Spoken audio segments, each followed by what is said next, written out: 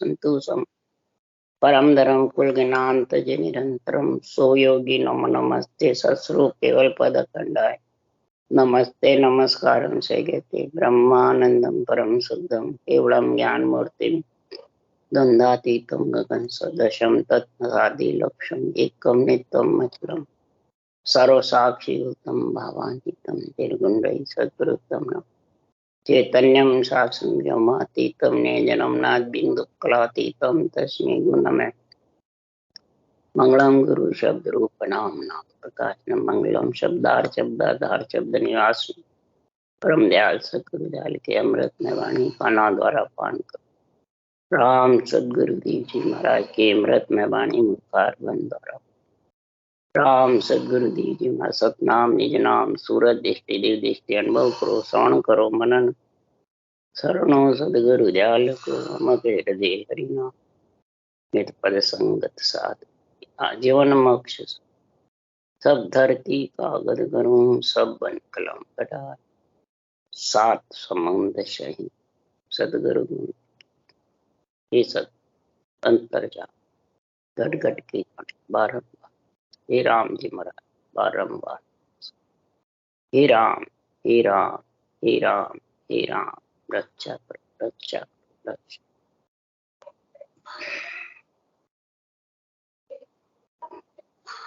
अथे अमृतसर बेली ग्रंथ चल रहा है।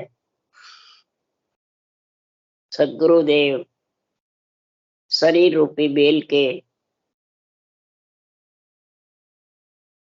महाराज फरमाते हैं सातों सूर गुदा लिंग 10 इंद्रियां और 11वां मन ऐसी बेल राम जी ने कथी है, ऐसी बेल दी है आत्म चेतन को। तो महाराज फरमाते हैं ये सारे फूलों के बीच में ये बाहर सबको दिखते हैं और अंदर के जो 12 कमल है वो छिपे हुए हैं।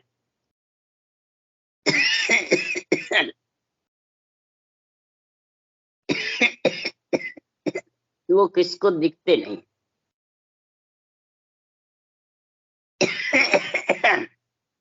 सदगुरुदेव समझा रहे हैं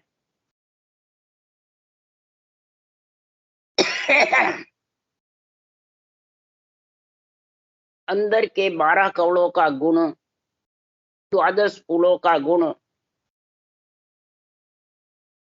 जो इन 4 का साथ करते हैं, रकार मकार सांस सांस,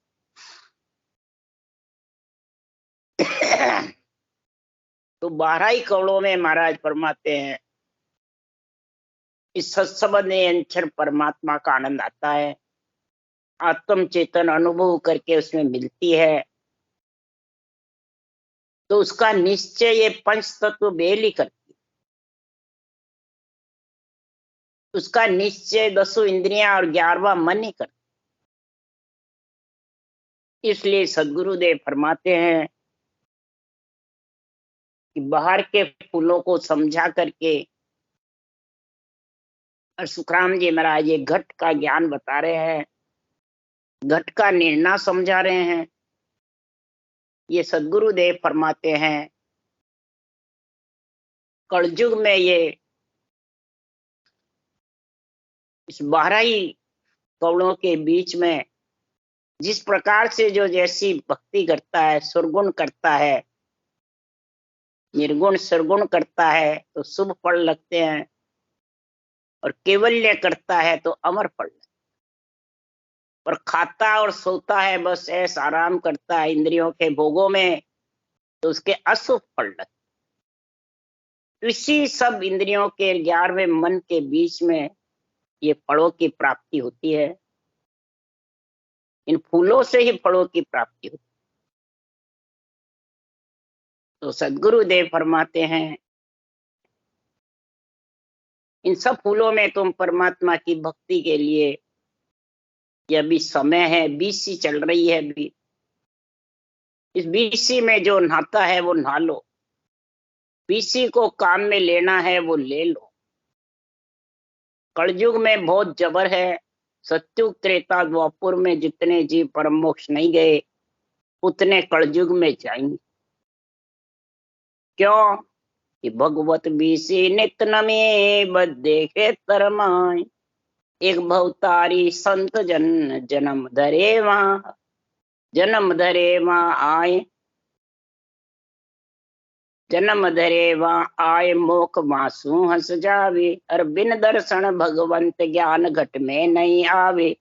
सुखराम सदाई वासमो, हंस मोक्ष नित जाय, भगवत भी से नित नमे विदेश कर्म।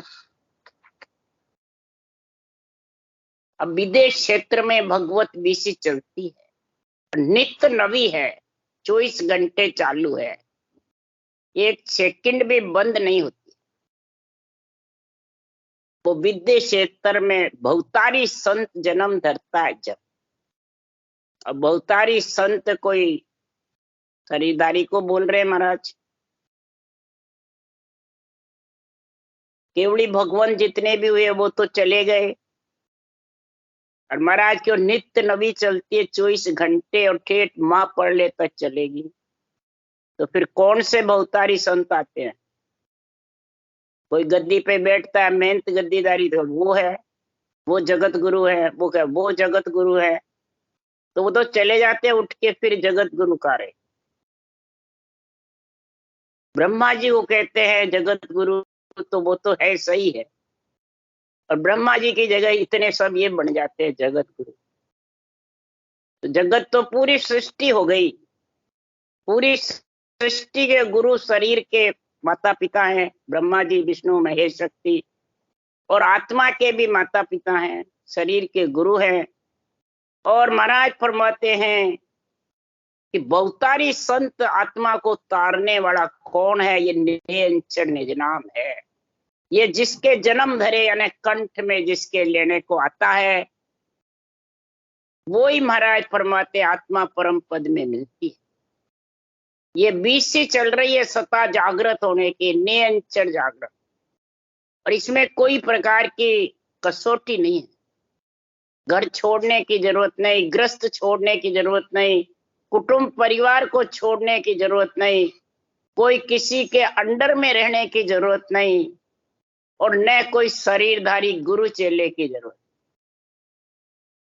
उसके लिए तो सदगुरुदेव फरमाते कलयुग में ऐसी बीसी चल रही है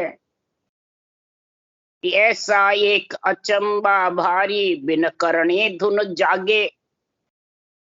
ऐसा एक अचंबा भारी है इस भवतारी संत का आने का, तो कोई प्रकार की इसमें करनी की जरूरत नहीं है। करनी कर्म उपासना एक मंत्र मंत्रादि या कोई प्रकार की कसौटी की जरूरत नहीं।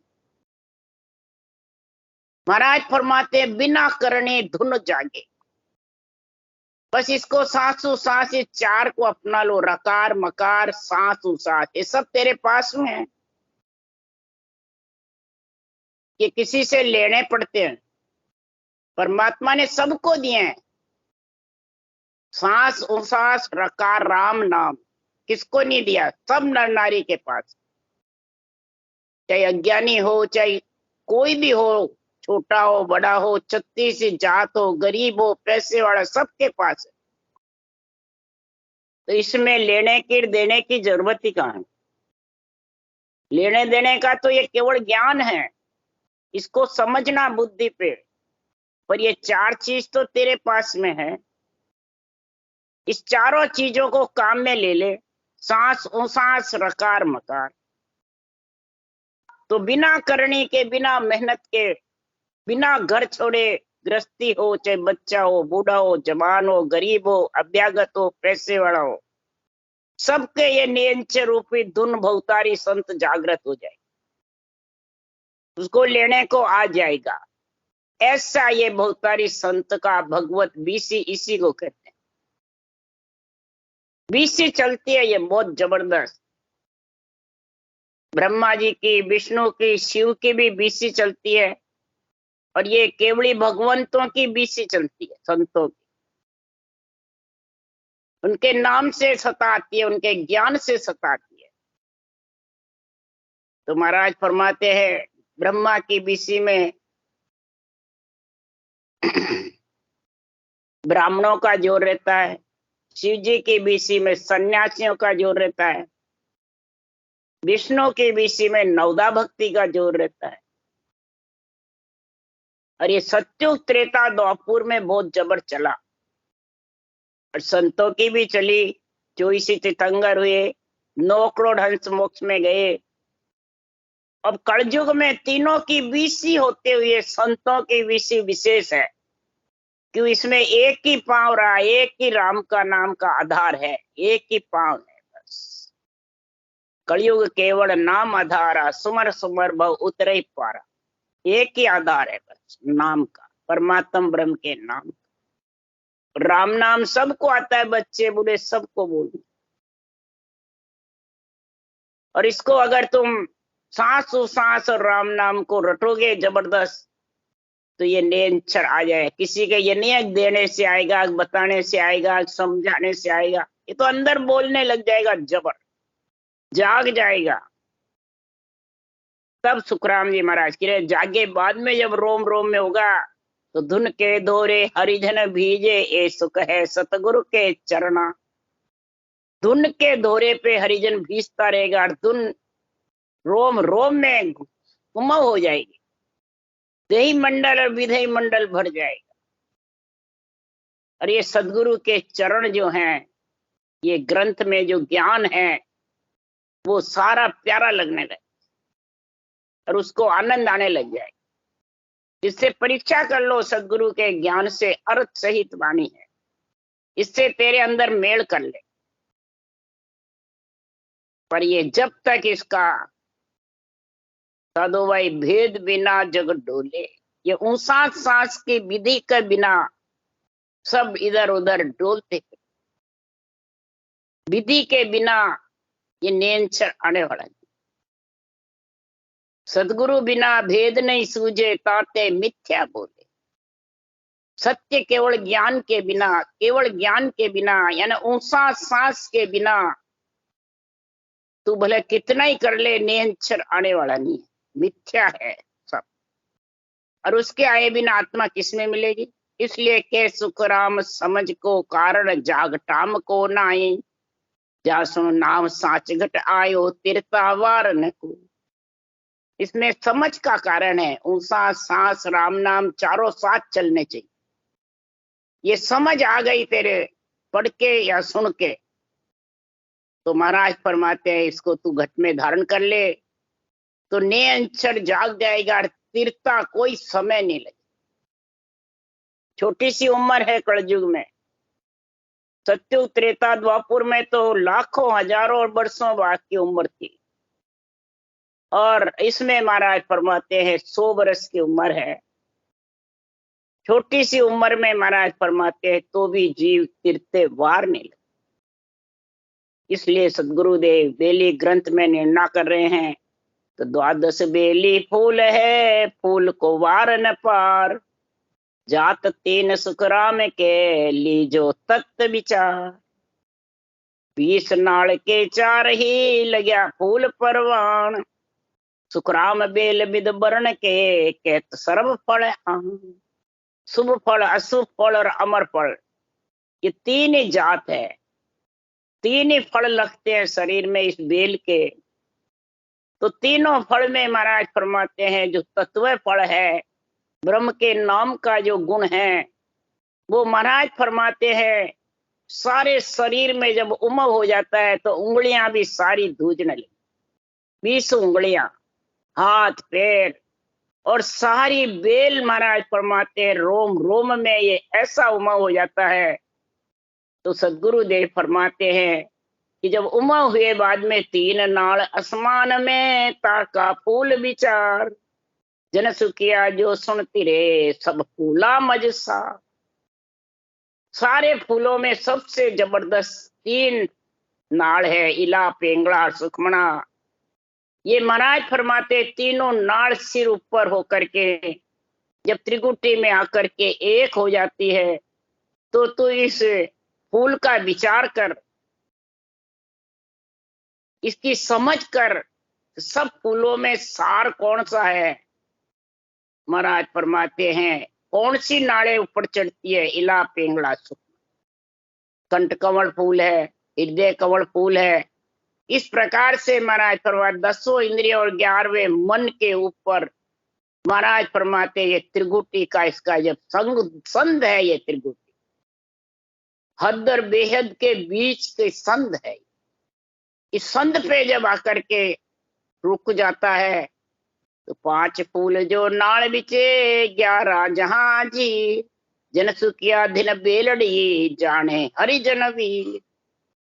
उस नरदेय रूपी बेलड़ी को धिन्न है जो इन 10 इंद्रियों में आंख नाक कान हाथ पांव 10 नाड़ों के बीच 10 इंद्रियां हैं, 11वां मन है। और इस बेल में जो हरिजन रटना जबर करते हैं तो सारे उमव हो जाते, सारे उछाला खाने लग जाते, सबद उमव होकर के सारे खटाक खटाक ताले खुल खुल के सब कौड़ों का और महाराज फरमाते ब्रह्मांड में जाकर के भर जाते। तो शुभ फल हरिजन खात है, अशुभ मुड सब लोय, जन सुखिया इन बेल के ए फल लागे। महाराज फरमाते हैं ये शुभ जितने भी कई जन्मों की पुनवानी हो जाती है उसके लिए सुखराम जी महाराज कह रहे हैं कई जन्म लग शुभ कर्म कर तब प्रगटे भक्त अंकुर, ता पीछे कई जन्म तक भजन करे भरपूर, तब अनबे घट आवे। ये अनबे ज्ञान घट में कब उतरता है, बुद्धि पे विवेक वैराग्य कब आता है कि कई जन्म शुभ कर्म करे, कई जन्मों के इसमें शुभ फल उत्पन्न होता है, तब अमर फल खाने का समय आता है। अशुभ तो सारा संसार खा रहा है और लख 84 में जा रहा है। इसके लिए सदगुरुदेव समझा रहे हैं कि ब्रह्म को रचियो जीवन 84 में जाए, सतगुरु हंदा संत दास मिल्या ब्रह्म में। ये ब्रह्म का रचा हुआ ब्रह्म में मिलने के लिए ऐसी बेल रची और ये सीधा अशुभ फल खा करके 184 योनियों में भौती फिरती आत्मा। तो आत्मा तो ब्रह्मी है, आत्म देव है। इसके लिए सदगुरु दया करके ऐसा ग्रंथ बना रहे हैं, ऐसा ज्ञान समझा रहे हैं। और कोई केवल भक्ति करके सदगुरु का संग करके परम पद में मिल रहा है। तो आत्मा तो जो 184 में जावे परम पद में जावे, आत्मा तो एक ही है, बस इन फल खाने की परीक्षा है। अब फल खाने से आत्मा को 184 क्या परमात्मा भेजते हैं? नहीं, परमात्मा तो सबका अंश आत्मा है, सबको परम पद में मिलना चाहते, मिलाना। राम जी का बिड़द बढ़ाना चाहते हैं, परंतु वो आत्मा जैसा फल खाएगी वैसा ही फल भोगेगी। अशुभ फल खाएगी तो अशुभ कर्म 184 जाना पड़ेगा भुगतने के। शुभ फल खाएगी तो देवता योनि में जावे, स्वर्ग में जावे, या जय गुणवानी तेज है तो नरदेह में आवे, ये भक्ति धारण हो जाए और अमर फल भी खाने लग जावे। तो ये तो परमात्मा की गति है। तेरे को शरीर दे दिया, अब कौन सा फल चखना है वो तेरा काम। इस बेल के फल सब लगते हैं। मूर्ख होता है वो अशुभ फल खाता है और उसी में मस्त रहता है। अब 184 में चला जाता है फिर अरज करता है। इसलिए सदगुरुदेव फरमाते हैं कि ब्रह्म को लखियो जीवड़ो 84 में। ये 84 में जाता है, संतों को दया होती है। एक आत्मा तो परम मोक्ष जारी है और एक 84 लाख योनि में। इसलिए संतों ने भांत भांत करके ये निर्णय किया कि के सुख राम ताण में के हूँ, परमारथ के ताई वे, सत्य स्वरूप के आज्ञा माने हंस तारू जग मान। ये तान तान के निर्णय क्यों कर रहा हूं? परमारथ के लिए। आत्मा का परमारथ कि नरक में नहीं जावे, न 184 में जावे, न कष्ट पावे, परमारथ के लिए। और फिर सत्स्वरूप की मेरे को आज्ञा हुई जब मैं ऐसा ग्रंथ बनाया, बेली ग्रंथ बनाया। ऐसी बेल कथी सब प्रकार का भांत भांत करके निर्णय कर रहे हैं सुखराम जी कि इस बेल को काम में ले लो, अमर फल इस बेल से चख लो, खा लो, और फिर इस अमर फल में खा करके अमर हो। क्यों? अनंत कोट संतों ने खाया सो फल सही हमारा। अनंत कोट संतों ने यही अमर फल खाया है, यही निरंतर की भक्ति करी है, यही रकार मकार को सांसों सांस रटा है, ब्रह्म के नाम को दूसरा साधन नहीं किया। और सब महाराज फरमाते हैं अनेक साधनों में फंसे रहते हैं, पगडंडी के रास्ते हैं, वो पखेरु में गिगन मंडल में उड़ नहीं सकते। ये पखेरु का तो एक ही रास्ता है, दोनों पांख हिलाओ और पैर से चलो। रकार मकार पैर से चलना है और ऊंचा सांस दोनों पांख के हिलाना। अगर एक सांस में राम रटोगे तो आकाश उड़ नहीं सकोगे, निरंतर आएगा नहीं। ये रकार मकार में गुण है सबसे ज्यादा। ऊंचा सांस तो औसों का जप्पा जप्पा मुंह बंद करके बहुत करते हैं, परंतु ये रकार मकार का उच्चारण आवे ऊंचा सांस के साथ जब उच्च है। क्यों? ररे ममे बिन मन सोते नर रहे समाय, सो सपने सुखराम के पिछम घाट नहीं जा। ररे ममे के बिना ये ऊंचा सांस मन से समाते रहते हैं, ऊंचों का जप्पा जप्पा। कई योग वाले भी ऊंचा सांस करते रहते हैं पर मुंह से रटना नहीं करते, ब्रह्म के नाम की रटना नहीं करते, तो उसके नियंत्रण आने वाला नहीं। और पिछम घाट बंकनाल उलंग नहीं सकते। शंखनाली उतरा है माता के गर्भ में और शंखनाली जाएगा फिर आ जाएगा। क्यों? कि महाराज फरमाते हैं कि पहले भी तो वहीं से आई फिर आ जाएगी। इसलिए सुखराम जी महाराज कह रहे हैं यहाँ जीव पेड़िया उतरे पड़े दुख में आए, चौथी पीढ़ी रंक हो ए मुख बिसले खा, ए मुख बिसले खाए जीव यूं आण कहाए। इस प्रकार से ये जीव बनता रहता है, ब्रह्म से जीव बनता रहता है, मुख में विष खाता है, मल मूत्र गर्भ में आकर चौथी पीढ़ी रंक हो। सारी पुनवानी खत्म हो जाती है गर्भ में आने से। चौथी पीढ़ी में ब्राह्मण परब्रह्म परब्रह्म ब्राह्मण और ब्रकुटी तीन में है जितना ये ब्रह्म है, और चौथी पीढ़ी माता के गर्भ में आया नहीं और रंक बना जीव बन जाए। इसलिए सुखराम जी महाराज कह रहे हैं कि शुभ फल हरिजन खात है, अशुभ मुड सब लोई, जन सुखिया इन बेल के ए फल लागे जो। बायरला फल फूल था सो सब दिया बताए, अब अंतर्गत मायला निजमन मोहे बता। हे निजमन, हे आत्मा तू समझ गई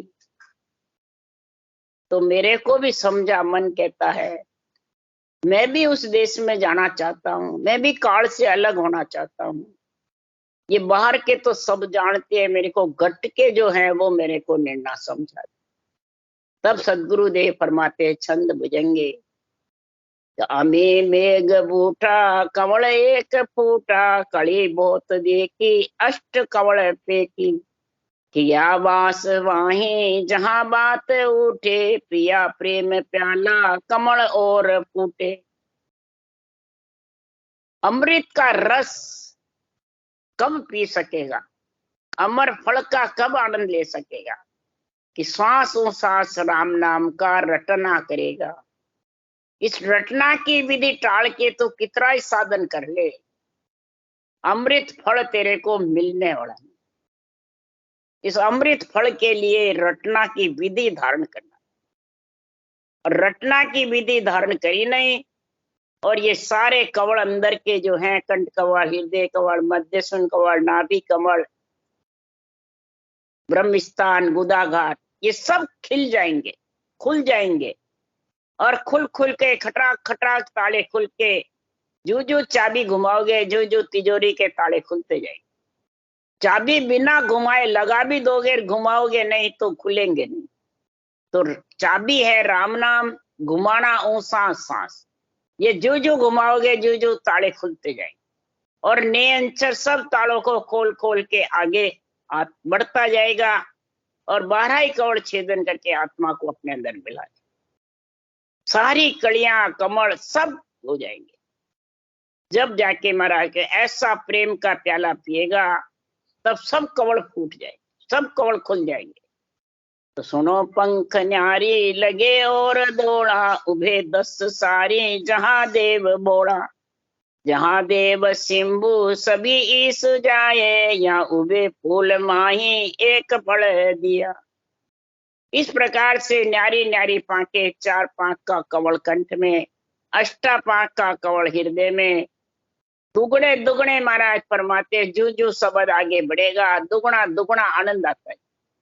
4 सूर्य जितना प्रकाश कंठ कवल में, 8 सूर्य जितना प्रकाश हृदय कवल में, और वहां शिंभु का स्थान है। शिंभु हृदय कवल में बैठे शिव जी, ईश कह दो, शिंभु कह दो, और वहीं शुद्धि का, बुद्धि का, मन का, सुरता का स्थान है। मन सो बुद्ध शुद्ध सो सुरता, इन्हीं का घर है। शिव जी पार्वती का स्थान हृदय में है, और चारों शिव जी के पार्वती के साथ, मन बुद्ध शुद्धि सुरता, और बुद्धि ब्रह्मा जी का स्थान, सरस्वती कंठ का स्थान। तो महाराज फरमाते हैं 10 इंद्रियां उभे 10 सारी, यानी 10 इंद्रियां, ज्ञान इंद्रिय, कर्म इंद्रियां, इनके संग में महाराज फरमाते हैं ये सारा शरीर, 4 भुजा नाथ का देव का शरीर है। महाराज फरमाते हैं ये रटना में जब लीन रहेगा, तो महाराज फरमाते हैं अमर फल का आनंद उसको, आत्म चेतन को आने लग जाएगा, और आकर के और आत्मा धीरे धीरे, न तो फूल आया जहां देव भारी, सुनो संत सारा माया संग नारी। इस प्रकार से लक्ष्मी विष्णु का स्थान नाभि कमल में आ जाएगा, और नाभि कमल में ही महाराज फरमाते हैं विष्णु से सारी सृष्टि की रक्षा होती है। इसी प्रकार नाभि कमल से 24 नाड़ छूट के, और सारे शरीर में भजन का भी आनंद आता है, भोजन का भी नाभि कमल से ही। सब जगह नाड़ियों में तिरपत होती है, शरीर की भूख प्यास भी और आत्मा की भूख प्यास भी, दोनों नाभि कमल से जब विष्णु लक्ष्मी का गुण प्रकट हो जाएगा, तो दोनों ही भूख मिटती जाएगी, अंजल की भी, और निरंतर रूपी अन्न और राम नाम रूपी जल, आत्मा की भी भूख मिट जाएगी, और तू जिस दिन शरीर में आया बेल की, वो भी तेरे मिट। तो दोनों ही गुण जिसके प्रकट हो जाएंगे, तो ऐसा गुण सदगुरुदेव फरमाते हैं कब आया कि बांधा वो में ओ गुण आयो, कलवृक्ष तले जाय नर बंचे, सोई पड़ महा पायो। कलवृक्ष रूपी मेरा ज्ञान है, इस ज्ञान को तू जिस तरीके से शुभ फल खाएगा, अशुभ खाएगा, अमर फल खाएगा, जो जो तेरे अंदर धारण करेगा वही तेरे गुण प्रकट हो। अमर फल खाएगा तो अमर फल का गुण हो जाएगा, शुभ फल खाएगा तो शुभ फल का, अशुभ खाएगा तो अशुभ का। ऐसा गुण तू वंचना तेरे ऊपर है, तेरे को कहाँ जाना।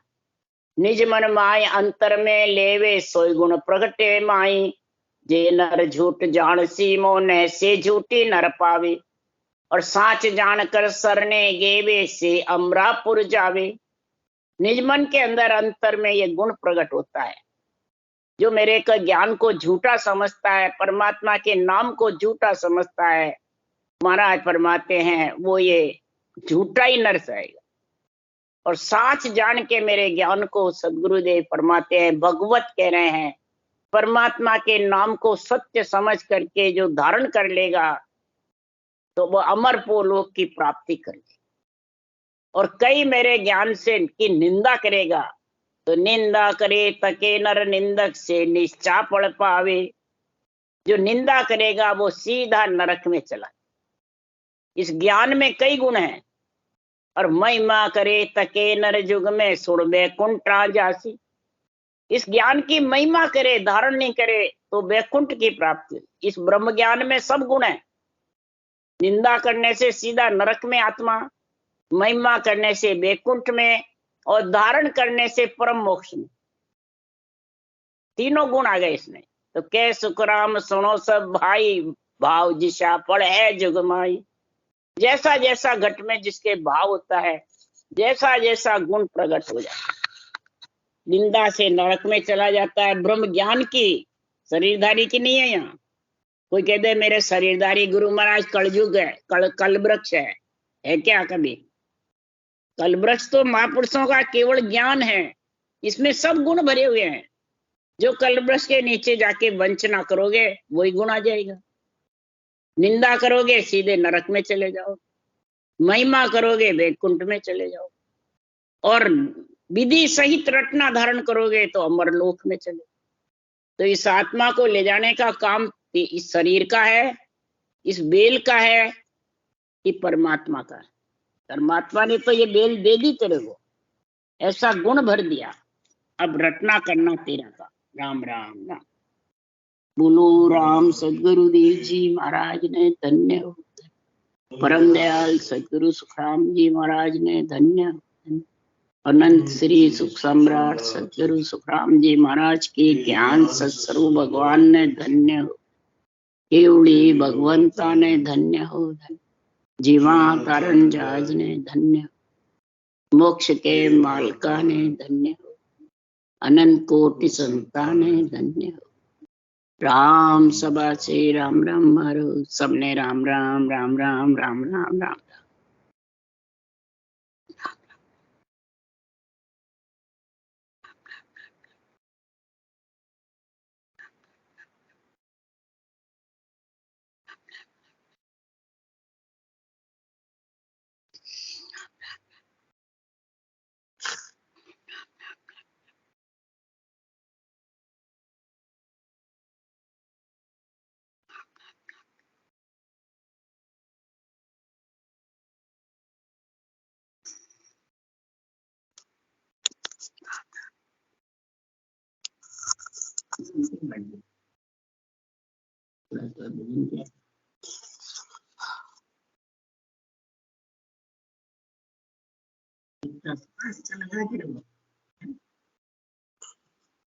शरीर नीचे परमात्मा इसकी महिमा करके बेली ग्रंथ चल रहा है। बेली मतलब शरीर, बहुत ऊंचा शरीर है, देवताओं से भी ऊंचा है।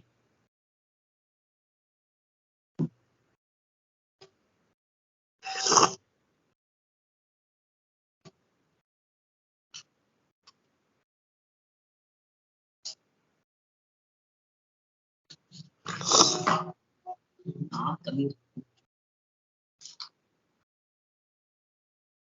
निवाया पानी पी लो, उससे सही हो जाएगा सब है। तो ठंडा पीता है क्या? निवाया पी लो, उससे सब सही हो जाएगा। निवाया अभी क्या मौसम खराब है, जो ठंडे पानी से बड़ा खराब हो जाता। खांसी तो कम है ना, नाक में ये काम से ही तो बुखार है। काम से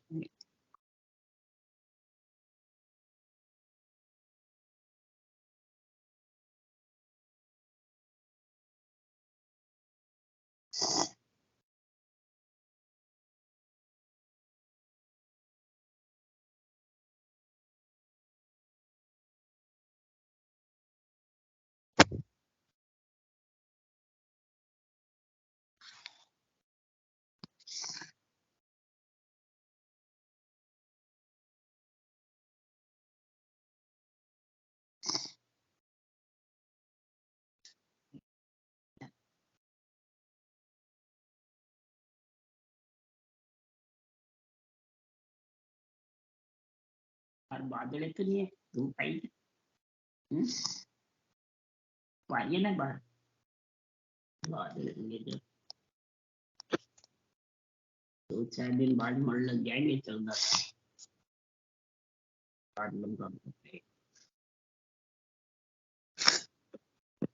11 दिसंबर हो गया ना, 17 दिसंबर के दिन जन्म आ गया ना। 4 दिन 5 दिन बोलो, 6 दिन